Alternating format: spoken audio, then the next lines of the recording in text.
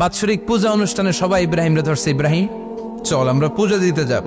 সাইয়েদনা ইব্রাহিম ফানাযারা নাযরাতান ফিন নুজুম, তাকালেন আকাশে আর বললেন ইন্নী সাকিম, আমি যেতে পারবো না, অসুস্থ। আমি কি আসলে সুস্থ ছিলেন? তো অসুস্থ বললেন কেন? কারণ অসুস্থতা দুই ধরনের, একটা শারীরিক আর একটা সাইয়েদনা ইব্রাহিম মানসিকভাবে প্রচন্ড বিপর্যস্ত ছিলেন, অসুস্থ ছিলেন। এর কারণ গোটা উম্মাত মূর্তির পূজা করে, এই দৃশ্য দেখে কোনো নবী মানসিকভাবে সুস্থ থাকতে পারে?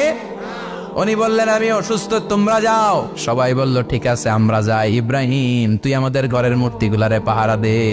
মূর্তি পাহারা দেওয়ার জন্য কারে পাওয়া গেছে?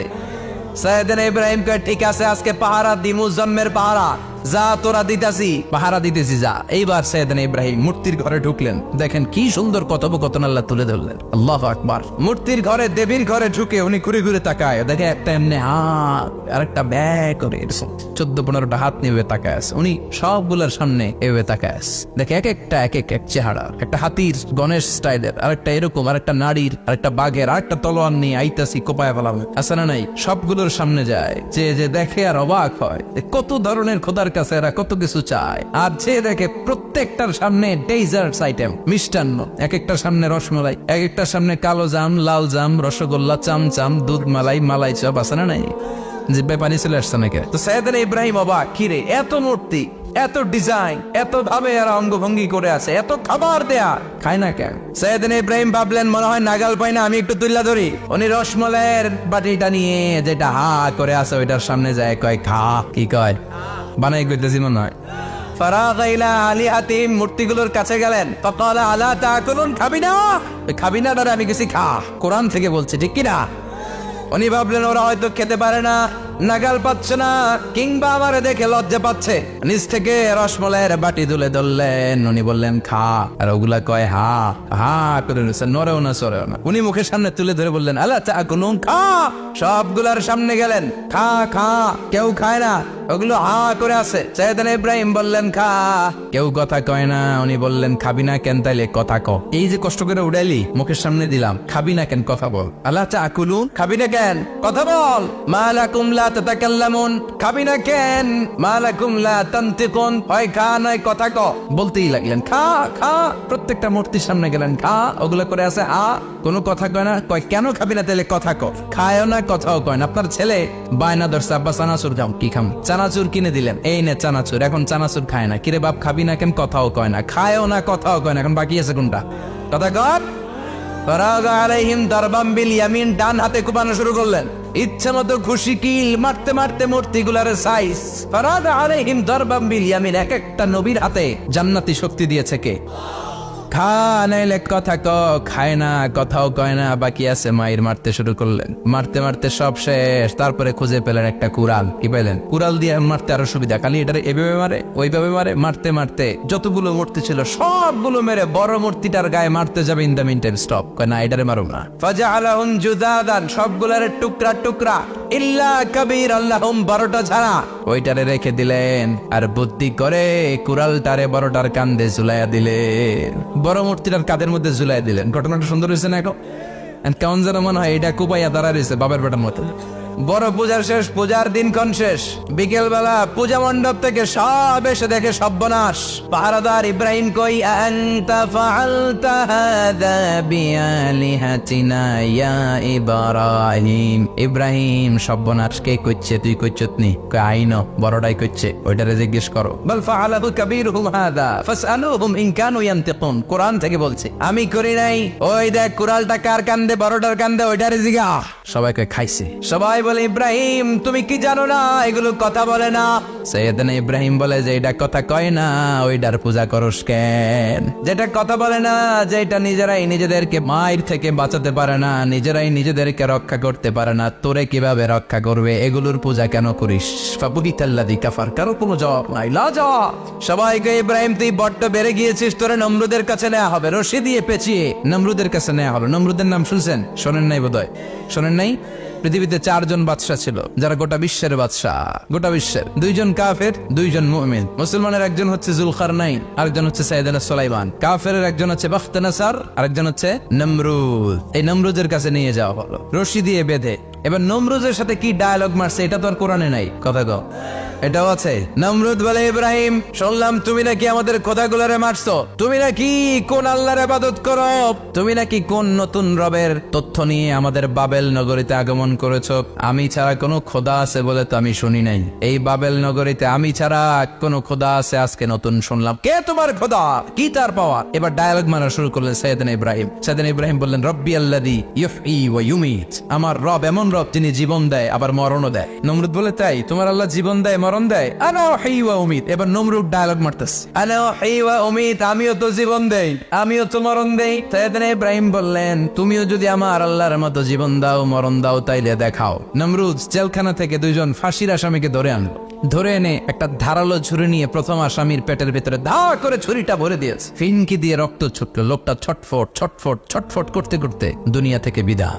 এবার পেট থেকে ছুরিটা বের করে দ্বিতীয় আসামির পেটের মধ্যে ঢুকাতে যাবে, ধা করে। In the meantime stop, ঢুকায় নাই। পেটে ঢুকাইতে যে ঢুকায় নাই। কয়, ইব্রাহিম এই যে দেখো, তোমার সামনে প্রথম লোকটারে আমি মৃত্যু দিলাম, প্রথমটারে দিলাম মরণ, পরেরটারে দিলাম জীবন। তোমার রব যেরকম করে জীবন দেয় আর মৃত্যু দেয়, আমিও জীবন দেই আমিও মৃত্যু দেই। চিল্লায় পড়েন নাউযুবিল্লাহ। সাইয়েদনা ইব্রাহিম বিপদে পড়ে গেলেন। তাই তো, আসলেই তো প্রথম লোকটারে মৃত্যু দিল, দেয় নাই? কথা কর, ছুরি মেরে রক্ত বের করে ওর মৃত্যু দেয় নাই? পরের লোকটারও একই ভাবে মৃত্যু দিতে যে সেখান থেকে বাঁচিয়ে জীবন দিল। ভেজাল আছে না নাই? এবার সাইয়েদনা ইব্রাহিম বলে, ফাইন্নাল্লাহ ইয়াতি বিশ-শামসি মিনাল মাশরিকি ফাতি বিহা মিনাল মাগরিবি ফাবহিতাল্লাযী কাফার। সাইয়েদনা ইব্রাহিম বললেন, বুঝলাম তুমি আমার আল্লাহর মতো জীবন দাও, বুঝলাম তুমি আমার আল্লাহর মতো মরণ দাও, কিন্তু নমরুদ খেয়াল করে শোনো, আমার আল্লাহ প্রতিদিন সকাল বেলায় পূব আকাশ থেকে জল জলে সূর্যটা উঠায়। তোমার যদি এরকম কোনো ক্ষমতা থাকে, তুমি আগামীকাল সকাল থেকে পূর্ব দিক থেকে সূর্য না উঠিয়ে পশ্চিম দিক থেকে সূর্যটা উঠাও। ফাবহিতাল্লাযী কাফার। এবার ধরা গেছে। এবার জায়গার মধ্যে ধরা, একেবারে স্টপ, লা জবাব। নমরুদের মুখে কোনো জবাব নাই। এবার নমরুদের মেজাজ নরম নাকি গরম? কথা কন। গরম মেজাজ নিয়ে কয়, হাররিকু, এটারে আগুনে জ্বালা, এটারে আগুনে ফেল। নমরুদ বুঝে নাই যে আগুনের মালিক কে। বিশাল আগুনের কুণ্ডলি পাকিয়ে সাইয়েদনা ইব্রাহিমকে আগুনের মধ্যে ফেলে দেয়া হলো। হাতের মধ্যে রশি, পায়ের মধ্যে রশি, সারা দেহের মধ্যে রশি পেঁচিয়ে আগুনের কুণ্ডলিতে ফেলে দেয়া হলো। মুহূর্তের মধ্যে আগুনের প্রজ্বলন শক্তি ওই রশিগুলোকে জ্বালিয়ে পুড়িয়ে ছারখার করে দেয়, কিন্তু সাইয়েদনা ইব্রাহিমের দেহের একটা পশমও জ্বালায় না। যে রশি দিয়ে টাইট করে পাচ্ছে, ওনার দেহের সাথে লাগানো টাচ করা রশি, ওই রশি জ্বলে যায়, কিন্তু সাইয়েদনা ইব্রাহিমের পশম জ্বলে না। চিল্লায় পড়েন আল্লাহু আকবার। সাইয়েদনা ইব্রাহিম বসে রইলেন। নমরুদ কয়, আরো আগুন জ্বালা, এলাকার বড় বড় গাছগুলো, তক্তাগুলো কেটে আগুনের কুণ্ডলিতে ফেল। তক্তা লাকড়িগুলো আগুনের কুণ্ডলিতে ফেলা মাত্র দাউ দাউ করে লাকড়িগুলোকে, তক্তাগুলোকে আগুন জ্বালিয়ে দেয়, কিন্তু সাইয়েদনা ইব্রাহিমকে জ্বালায় না। সুবহানাল্লাহ। আগুনের মালিক কে? ওই আল্লাহ আজও আছে না নাই? তিনি আগুনটা অর্ডার করলেন, সৃষ্টির শুরু থেকে তোকে একটা ধর্ম দিয়েছি, সব জ্বালিয়ে দেয়া, পুড়িয়ে দেয়া, আজকে কয়েকদিনের জন্য তোর ধর্মটাকে আমি স্টপ করে দিলাম। চিল্লায় পড়েন আল্লাহু আকবার। قُلْنَا يَا نَارُ كُونِي بَرْدًا وَسَلَامًا عَلَى إِبْرَاهِيمَ। আল্লাহ বললেন, আগুন খবরদার, আমার ইব্রাহিমের গায়ের যেন পশম না পুড়ে যায়, কারণ ইব্রাহিমের সন্তান হবে ইসমাইল, আর ওই ইসমাইলের বংশে আমি পাঠাবো আখিরি জামানার পয়গম্বর। ইব্রাহিমের জন্য কিছু না হয়, কোন ইবারদা, ঠান্ডা হয়ে যা, কি হয়ে যা, কিন্তু এত বেশি ঠান্ডা পাবি না যাতে ইব্রাহিমের সর্দি না লেগে যায়। সুবহানাল্লাহ। আগুন বলে, আপনি বললেন কোন ইবারদা, ঠান্ডা হ, আবার কোন এত ঠান্ডা হবি না যাতে সর্দি না লাগে, কেমন ঠান্ডা হবো? আল্লাহ বললেন, সালামান আলা ইব্রাহিম, সালাম হয়ে যা, শান্তির গুলবাগিচা হয়ে যা, এয়ার কন্ডিশন নাতিশীতোষ্ণ হয়ে যা। চিল্লায় পড়েন আল্লাহু আকবার। 40 দিন ছিলেন এই আগুনের কুণ্ডলিতে, কিচ্ছু হয় নাই। সুবহানাল্লাহ পড়বেন না? শেষ জীবনে উনি ওনার নাতিপুতিদের সাথে গল্পের সময় বলতেন যে আমার জীবনের সবচেয়ে আরামদায়ক সময় কাটিয়েছি আমি ইব্রাহিমের আগুনের, নমরুদের আগুনের কুণ্ডলির ভেতরে থেকে। চিল্লায় এখন সুবহানাল্লাহ। তার মানে পুরো আগুনের কুণ্ডলির গোলবাগিচা বানিয়ে দিয়েছে কে? ওনার জীবনের শ্রেষ্ঠ সময় নাকি এটা, সবচেয়ে আরামসে নাকি কাটিয়েছে এই আগুনের কুণ্ডলির ভেতরে। চিল্লায় পড়েন আল্লাহু আকবার। এবার আল্লাহ ডেকে বলেন, নমরুদ অনেক হয়েছে, আর না, অনেক চান্স তোমারে দিছি আমি, অনেক ছাড় দিছি, মাগার ছেড়ে দিব না।